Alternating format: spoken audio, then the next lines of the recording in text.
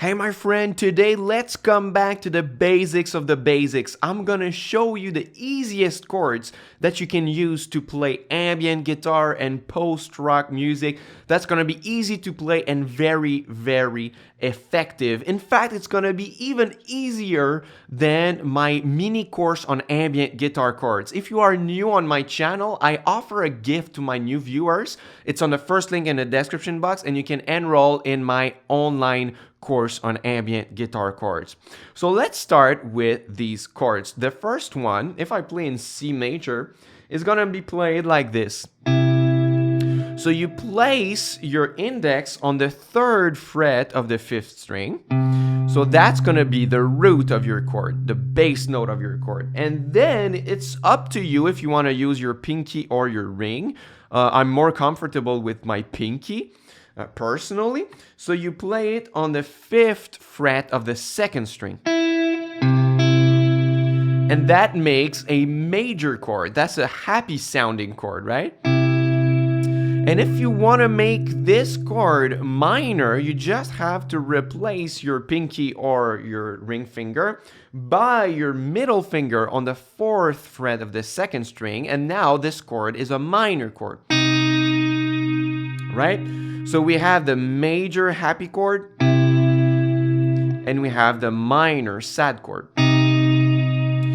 Just with those two shapes, you can accomplish so much in those genres of music. You can take that shape and just remember the shape and you can play it everywhere on the fretboard. Same for the minor. Right? You can play it anywhere on the fretboard. And now if you want to play those chords from the 6th string instead, because now we are starting from the 5th string, right? So now you have to remember the minor shape that is coming from the 5th string, and then you can just jump one string down, so the index goes on the 6th string and the middle finger goes on the 3rd string. So you were playing on the 5th and 2nd strings, and now you just play on the 6th and 3rd string.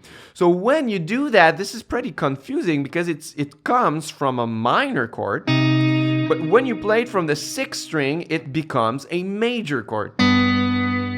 So this is a happy chord. And if you want the minor version, you just have to push your middle finger one fret down, and now you play on the same frets, fret 3 and 3, and now you have your minor chord.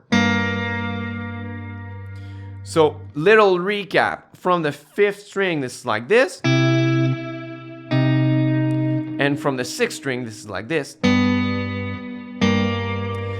With those shapes, you can do so many things in like post-rock, ambient guitar. You can play things like these.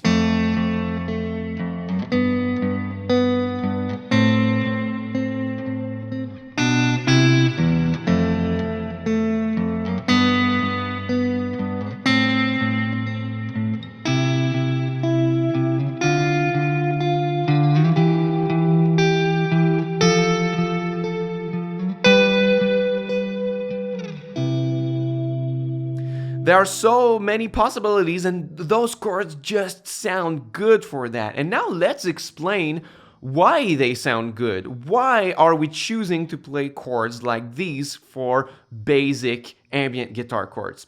Well, let's explore the first chords that we learn on the instrument. For example, a C major chord.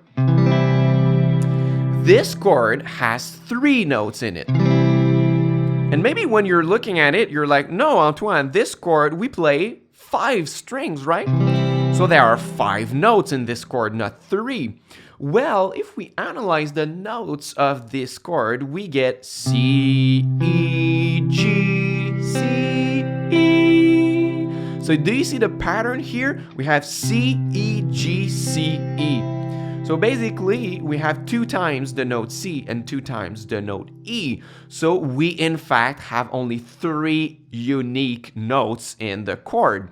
So if we want to simplify a chord like this, we can start by removing the doubled notes, which leaves us with C, E, G, right? 3 notes only. That has to be the root, the 3rd, and the 5th of the chord. Now, if we want to simplify it even more, we can remove one of these notes. So let's try to do it. If we remove the root, if I remove the C, we are left with these two notes. My problem with this is that it kind of denatures the chord. When I hear only those two notes, in my head, I hear a lot more an E minor chord. Then I hear a C chord. So I don't have enough information if I remove the root to be exactly sure that this is a C major chord. So it doesn't really work this way. Okay, so let's try to remove the third. So remove the E. So we are left with this. I mean, it sounds empty. It doesn't sound bad, but it kinds of denatures the chord once again, because that chord could very well be a C minor chord instead of a C major chord. It works as a C minor chord, and it works as a C major chord. So when I have this, I'm not entirely sure what this chord is. So now let's try the last option to remove the fifth. So I'm going to remove the G and I am left with this. Now it really works because it is really clear that it's a C chord because of my root. And it's really clear that it's a C major chord because I have my major third in it. I cannot mistake this chord for a C minor or anything else. But now my problem with this chord is that it's a bit congested, right? It's like, it's a bit stuck in the same area. So what I did is that I took that E note, the third of the chord, and I played it one octave higher. So it's still an E, it's still the same note, but it's just spread on top one octave higher. And then I am left with this chord. So this is where it originates. Now we have a very clear chord.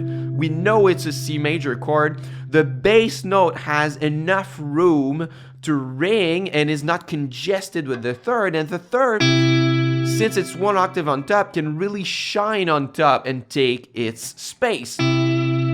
So it's a great rule of thumb when you voice chords, when you are in the low register of your chord, try to space your notes as much as possible.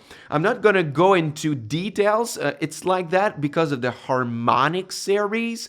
So each note that you hear in nature is, in fact, a pile of harmonics on top. So when I play C, in fact, inside of the note C, there's a little bit of harmonics of G and a little bit of E and a little bit of B flat.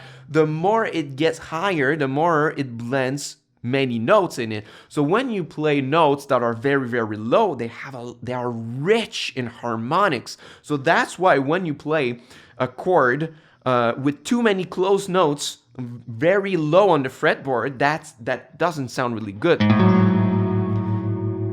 It sounds muddy, right? But if I play the same exact notes, but up on the fretboard,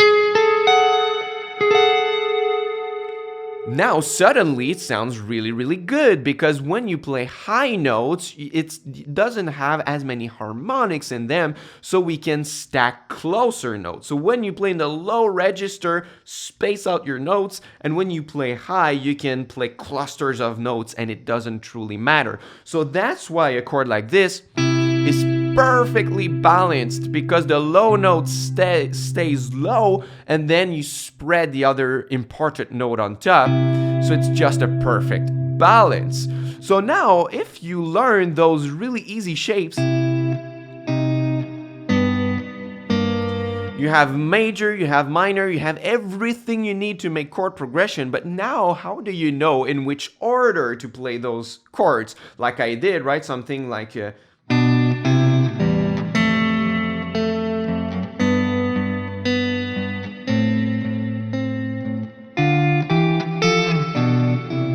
Like, how do I know that this one should be major and this one should be minor and etc. like this? I don't know in which order to play the chords.